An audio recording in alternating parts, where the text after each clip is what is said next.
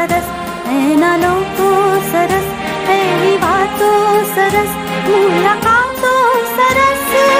આપણો ભાવનગર છે સૌથી સરસ, સૌથી સરસ, સૌથી સરસ, સૌથી સરસ.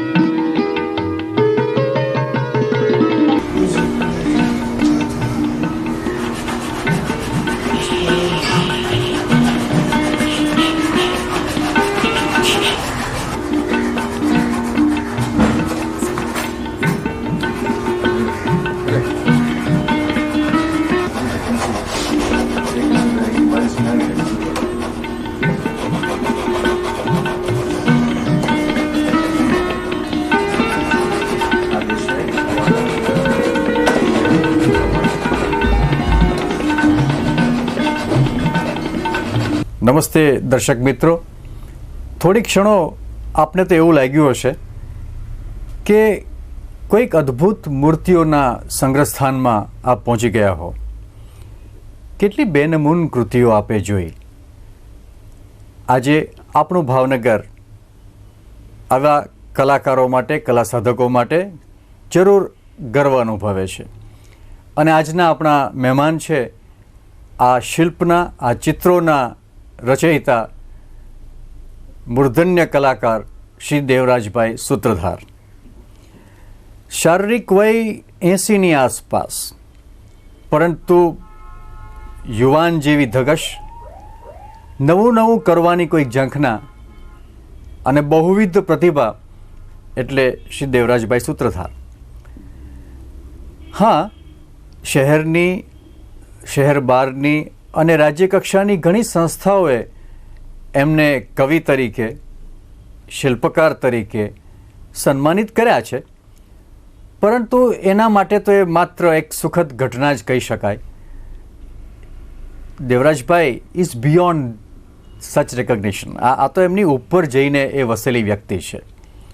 એમની 50 વર્ષની કલા સાધનાની ફલશ્રુતિ રૂપે આજે આપની પાસે આ બેનમૂન નમૂનાઓ જોવા મળ્યા છે. તો ચાલો આપણે એમની સાથે થોડી ક્ષણો, થોડી વાતો પણ કરી લઈએ. શ્રી દેવરાજભાઈ સૂત્રધાર. નમસ્તે દેવરાજભાઈ. ભગવાન વિશ્વકર્મા અને મા સરસ્વતીની નિશ્રામાં આપણે બેઠા હોઈએ ત્યારે, અને આપના જે કલા મંદિરમાં આખી ટીમ જે અમે જે અનુભૂતિ કરતા હતા, એવું કંઈક હતું કે આપણે 300-400 વર્ષ ઇતિહાસમાં પાછળ ગયા હોઈએ અને કોઈ જબરદસ્ત મૂર્તિઓના એક જગતમાં પહોંચી ગયા એવું લાગતું હતું. એટલે તો આ જે આપની 50 વર્ષની કલા યાત્રા છે, એના માટે થોડી જ વાતો આપણી પાસે કરવાની છે. કારણ કે આમ તો વાતો કરવાની ઓછી છે, દર્શકોએ માણવાનું ઘણું છે આજે તો. તો દેવરાજભાઈ, આપે જે 50 વર્ષની જે સાધના કરી શિલ્પકલામાં, એમાં લગભગ કેટલી સંખ્યામાં શિલ્પોની રચના કરી હશે? મોટા શિલ્પો લગભગ મારા 100 ઉપરાંત. 100 ઉપરાંત? હા, એટલે રાજકોટથી માંડીને મુંબઈ સુધી પથરાયેલા પડ્યા. મોટા એટલે આપણે મોટા, જેમ કે આ સરસ્વતી માતાજી છે, આ શિવજી છે, 7 થી 8 ફૂટ ઊંચા, 6 ફૂટ ઊંચા, 7 ફૂટ. અને કુલ કેટલા થયા છે નાના મોટા? એ તો નાના મોટાની કોઈ ગણતરી નથી, કારણ કે હું નાનપણથી આ કરતો આવ્યો છું. બરાબર. સુતારનો દીકરો છું, બરાબર. એટલે મને નાનપણથી ચિત્રકલાનો શોખ હતો. એટલે બાપા એમ કહેતા કે તમે જે છો એ થાવ. બરોબર. એટલે ભગવાન વિશ્વકર્માનું સ્મરણ કરીને આપણી વાત શરૂ કરીએ. હા. ન ભૂમિ ન જલમ ચેવમ ન તેજો ચન વાયવમ ન ચકાચો ચિત્તમ ચન બુદ્ધિ ગ્રહણ ગોચરા ન ચ બ્રહ્મા ન ચ વિષ્ણુ ન ચ રુદ્રશ્ચ તારક સર્વશૂન્યમ નિરાલંબ સ્વયંભૂ વિશ્વકર્મણ. વિશ્વકર્મા. આ જે વિશ્વ રચાણું ઓમકાર ઉપર જે બિંદુ છે એ 360 કળા કે ડિગ્રી થાય.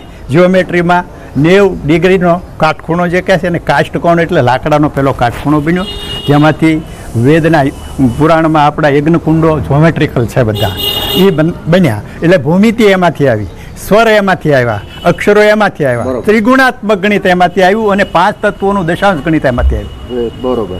હવે આ વિજ્ઞાન જે પડ્યું છે એ નાનપણથી એમ હતું કે આપણામાં જે શુભ પડ્યું છે અને આ વિદેશી અસરોમાં આ બધું દબાતું જાય છે, તો કંઈક આને માટે કરવું જોઈએ, કારણ કે આ સ્વધર્મ છે. સરસ. જે વિચારે આવે છે દેવરાજભાઈ કે કોઈ પણ વ્યક્તિની કે લાગણીની કે હાજી. ઘટનાનું હાજી. એનું વર્ણન કરવું હોય કે અભિવ્યક્ત કરવું હોય, હા. તો એના માટે તો આપણી પાસે કલાના ઘણા માધ્યમો છે. બરોબર. દાખલા તરીકે કાવ્ય છે, હા. સંગીત છે, હા. ચિત્રકલા છે, બરોબર. અને ફોટોગ્રાફી પણ છે. બરોબર. તો એ બધા વચ્ચે આ શિલ્પકલાનું શું મહત્વ છે? શિલ્પકલાનું મહત્વ હું આપને સમજાવું તો શિલ્પકલા એટલે વાસ્તુશાસ્ત્રના 18 આચાર્યો થયા. હા. એમાં નગ્નજીત નામના જે આચાર્ય હતા, હાજી. એને નારદને કીધું કે આ વેદની રૂચાઓ લખાય છે, બરોબર. એમ કે ચલત કુંડલમ શુભ્ર નેત્રમ વિશાલમ પ્રસન્નાનનમ નીલકંઠમ દયાલમ મૃગાધીશ ચરમાંબરમ મુંડમાલમ પ્રેમ શંકરમ સર્વનાથમ ભજામી. તો આ કાને સાંભળ્યો એનો આનંદ થયો, પણ આ જે અવતાર કાર્ય છે દર્શનની માટેનું છે, તો દર્શનની તૃપ્તિ માટે શું કરવું? ત્યારે કે લેખ લખાય ને, તું વિશ્વકર્માજી પાસે જા અને ષટાંગ આલેખ શીખ્યા. બરાબર. 6 અંગોવાળી ચિત્રકળા, માન, બરાબર. પ્રમાણ, રૂપ, લાવણ, સાદૃશ્ય અને અંગભંગી, એ શીખીને આવ્યા. તો કે હા મેં એલિવેશન જ છે, એટલે હવે આગળ પાછળ ટોપ બોટમ હું. ત્યારે કે તું હવે જા મૂર્તિકળા શીખવા. પણ એમાં છંદશાસ્ત્ર એક દેવની પ્રતિમા ઘડતા પહેલાં શીખવું પડે. દાખલા તરીકે નટરાજ બનાવવા હોય તો રાવણકૃત તાંડવ સ્તોત્ર શીખવું પડે. જટા કટાસ બ્રહ્મ બ્રહ્મ નિર્લેપ નિર્જરી વિલોલ બીચી વલવરી વિરાજમાન મૂર્ધ્વની ધગત ધગત ધગત ધગત વલાલ પટ્ટપાવ કે કિશોર ચંદ્રશેખરે રતિ પ્રતિક્ષણ મમ. આ જાણવું પડે, વાહ. ત્યાર પછી નટરાજ થાય. એક આપને આમ જ્યારે જોઉં ત્યારે એક મનમાં વિચાર આવે છે, એક હાજી. પ્રશ્ન થાય છે હા. કે આપ જ્યારે કોઈ પણ એક કૃતિ રચવાના હો, હાજી. દાખલા તરીકે નટરાજ આપ જે હા. રચો છો, હા. તો તેમ પહેલા તો એ આપના માનસપટમાં એક કલ્પના ચિત્ર નટરાજની મૂર્તિનું આવશે, હા, હા. એ રચી લેશો બરાબર. બરાબર. સામે આપણી પાસે લાકડાનો ટુકડો છે, અહીંયા એક અદ્ભુત આબેહૂબ કલ્પના ચિત્ર છે, અને એને તમે અમે નિરૂપણ કરીએ છીએ, બરાબર. મૂર્ત સ્વરૂપ આપો છો. હાજી. હવે જ્યારે પ્રક્રિયા પૂરી થાય હા. અને આપની પાસે બરાબર એક આવી જાય, હા. ત્યારે આપને કેવો અનુભવ થતો હોય છે? દાખલા તરીકે એવું ક્યારેક થતું હોય કે જે કલ્પના ચિત્ર હતું એના કરતાં બરાબર એમ જ થયું, એના કરતાં કંઈક ઊંડું ઉતર્યું, કે એનાથી પણ વધારે સરસ થયું? કેવો અનુભવ કેવો થતો? એવી લાગણી કેવી થતી હોય છે? કામ કરવા જ્યારે બેસીએ હાજી. તો પહેલાં જાણે આ છંદોમાં કીધું એ વર્ણન આત્મસાત કરવું પડે, બરાબર, અને ત્યાર પછી એ પ્રમાણે ચિત્ર બનાવવું પડે. બરોબર. અને ચિત્તમાં જ્યારે ચિત્ર આવે ત્યાર પછી આવરણો કાઢવામાં તો સમાધિ લાગી જાય. જડને જ્યારે ચેતન પગે લાગે અને એ જડમાંથી દેવત્વ પ્રગટતું હોય ત્યારે એવો કયો પ્રાણી છે કે એ શિવ સત્યમ શિવમ સુંદરમ ને ન નમી પડે? વાહ વાહ. એટલે અમૂર્તમાંથી મૂર્ત મૂર્ત બને, હા. પ્રક્રિયા છે, એમાં પ્રક્રિયા છે. સમાધિની અવસ્થા, સમાધિની અવસ્થા લાગે. સ્વાત સુખાય, સ્વાત. પોતાના આનંદ, અખંડ આનંદ થઈ જાય. જેને અખંડ આનંદ શાસ્ત્રોએ કીધો છે એ અમે આમાં બેસીએ એટલે એમ થાય કે વાહ, ક્યાં સમય વયો ગયો ને કાળનું ભાન ન રહે. પણ આપને જ્યારે બરાબર કલાકાર તરીકે ખીલતા હતા, હાજી. ત્યારે કોઈ આપણા શહેરની કે કોઈ આપણા દેશની એવી કોઈ વ્યક્તિ ખરી કે જેને જે આપને માર્ગદર્શન આપતી હોય, કે જેનું માર્ગદર્શન આપ અવારનવાર લેતા હો? આમાં માર્ગદર્શન કરતા તે ઘણી વખત આપણી પાસે લક્ષ્ય હોય છે. જેમ એકલવ્યે કેમ દ્રોણાચાર્યને મૂક્યા હતા, એમ મારું લક્ષ્ય હતું પ્રભાશંકરભાઈ સોમપુરા. હા હા, બરાબર. બરોબર. ભારતીય વાસ્તુશાસ્ત્રનો પ્રખંડ મહાપુરુષ એ થઈ ગયો. હવે એ મારું લક્ષ્ય હતું. ચિત્રકામમાં હરજીવનદાસ અહીંના હતા, એ ગુરુમુખ થયો. હું અહીં 16 વર્ષની ઉંમરે આવ્યો હતો શીખવા. બરોબર. એટલે એ બીજા અર્જુનદાસ, ત્રીજા માનભાઈ ભટ્ટ. માનભાઈ ભટ્ટ. હા હા, એને મને બહુ સપોર્ટ કરેલો. મારી અંદર હું પડ્યું છે એ એને જાગૃત કરેલું, એ વાટ એણે સંકોરેલી. હું રક્તદાન પ્રવૃત્તિથી માંડીને શિશુવાર શરૂ થયું ત્યારથી એની સાથે એનું પોસ્ટ કાર્ડ આવે એટલે પહોંચી જવાનું અને મૂંગા કામ કરવાનું. પછી જ્યારે એ બીમાર પડ્યા ત્યારે અમે એક કવિતા પથારી પછી હતા ને આર્ટ ગેલેરી બનાવતા હતા. ત્યારે એક મોરબી હોનરાજની કવિતા એમ કે આવા સત્કર્મો કરનારને પણ આ દિશા, એટલે મેં ભગવાનને ઠબકો દીધો. તમને ઠબકો શું દેવો ઠાકર લજાયું તમને નાવી રે, રોડા રાંક ગરીબને ભગત ભિખારી રે, આ બધાને હુકામ માર્યા ગાયું ને નાને તેને. એ કાવ્ય સંભળાવ્યું ત્યારે તકસીજી બાપુને કે આ તો 32 લક્ષણો છે. ત્યારે મારે કહેવું પડ્યું બાપા મારામાં એવું ગુણ ઘણા હોય. આને બુદ્ધ સભામાં લઈ લ્યો, આ તો કવિ છે. એટલે ત્યારથી કવિતાઓમાં તો આ કવિતા તો પડી હતી. હું લોક સાહિત્યનો અભ્યાસી છું. બરોબર. એ તો એક લોકગીતો ચિત્ર્યા છે એ આપણા રત્નો જેવા ઝવેરચંદભાઈ જે લોકગીતો સંગ્રહ છે એમાંથી બેના મેં ચિત્રો બનાવી શીખ્યો છું. બરોબર. દેવરાજભાઈ, શિલ્પકલા લુપ્ત થતી જાય છે આપણે જાણીએ છીએ. તો આ કલાને સાચવવી તો એક વાત, પણ એનું સંવર્ધન કરવાનું જો જરૂરી બને છે તે તબક્કે આપણા શહેરના જે દર્શકો છે, કલા પ્રેમીઓ છે, યુવાનો ખાસ કરીને છે, એમને માટે આપનો કોઈ સંદેશો અને આપની કોઈ અપીલ જો આપ કરશો તો શો ટાઈમના દર્શકો ખૂબ ખૂબ રાજી થશે સાંભળીને. મારો સંદેશો એક જ છે કે માણસે સખત પરિશ્રમ અને પરિશ્રમમાંથી જે બને છે એને આપણે મૂર્તિઓ કીધી છે. મૂર્ત થવું સખત પરિશ્રમમાંથી પરસેવો પાડીને જે કરવું.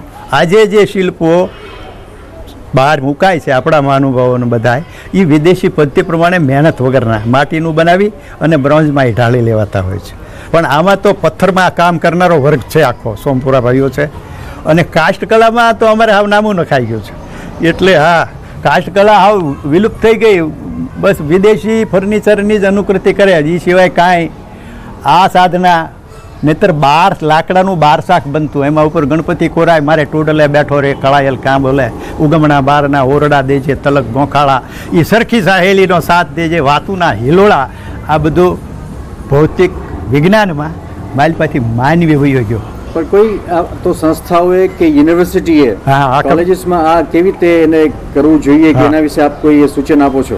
તો જે કારીગર વર્ગના છોકરાઓ છે, જ્ઞાત એટલે જાણકારોનો સમૂહની જ્ઞાતિ બની. જ્ઞાત એટલે જાણવું. બરોબર. અજ્ઞાત અને જ્ઞાત એને યુનિવર્સિટી દ્વારા પ્રોત્સાહન, ઇન્ડસ્ટ્રીઝો દ્વારા પ્રોત્સાહન સરકાર દ્વારા આપવું જોઈએ. કે દાખલા તરીકે સોમપુરાના છોકરા છે એ પથ્થર ઘડવામાં નિષ્ણાંતો હોય છે, બરાબર. અમારા કારીગરના છોકરાઓ છે, આ છોકરો આવ્યો છે, એ બધાને રસ હોય. મારી પાસે 7-8-10 છોકરાઓ શીખી ગયા છે, પણ એને શાસ્ત્રોનો અભ્યાસ ને વાંચન ન હોય એટલે એ શાસ્ત્રોક્ત રીતે ન ઘડી શકે. એને પહેલા અથવા થિયરી અથવા શાસ્ત્રીય રીતે શિક્ષણ આપવું જોઈએ. દર્શક મિત્રો, આમ તો દેવરાજભાઈ ની જે મૂર્તિ અને શિલ્પ કલા છે એ નિરખ્યા કરીએ એમ જ લાગે. એની સાથે વાતો કરવી એ તો એક પ્રતીક જેવું લાગે, પણ મનોમન બસ માણ્યા જ કરીએ. મને લાગે છે આપને પણ આજ અનુભૂતિ થતી હશે, આપને ખૂબ મજા આવી હશે. કેવી અનોખી વ્યક્તિઓ આ શહેરના ઘરેણા રૂપ આપણી પાસે સચવાયેલ છે. હા, તો જે દર્શક મિત્રોને દેવરાજભાઈની સાથે વધારે વાતો કરવી હોય, એમની મૂર્તિઓની, શિલ્પકલાની, ચિત્રકલાની અને હું તો કહું છું કે લોકગીતોની પણ જો લાણ લેવી હોય તો આપ જરૂર એમને ઘેરે મળી શકશો. અને આપને વિનંતી કે એમનું સરનામું નોંધી લેશો. નિર્મળ નગરમાં ગોંડલિયા વાડી, અને ગોંડલિયા વાડી પાસે શેરી નંબર 10 અને એ એમનું રહેઠાણ છે. જો કે એક આપને કહું કે નિર્મળનગર પાસે આપ કોઈને પૂછશો કે દેવરાજભાઈ મૂર્તિવાળા એટલે નાનો છોકરો, લારી, બધા જ આપને એ ઘર બતાવી આપશે. તો દર્શક મિત્રો જરૂર એનો લાભ લેશો. આપના સૂચનો મળતા રહે છે. આ કાર્યક્રમ માટે પણ, દેવરાજભાઈની મુલાકાત માટે પણ આપના સૂચનો આવકાર્ય છે. પરંતુ એક યાદ રાખીએ, ફરીથી આવતા અઠવાડિયે આવી જ કોઈક અનોખી વ્યક્તિને, આવી જ કોઈક સાધના કરનાર વ્યક્તિને આપણે મળશું શો ટાઈમમાં આપણું ભાવનગર કાર્યક્રમમાં. નમસ્કાર.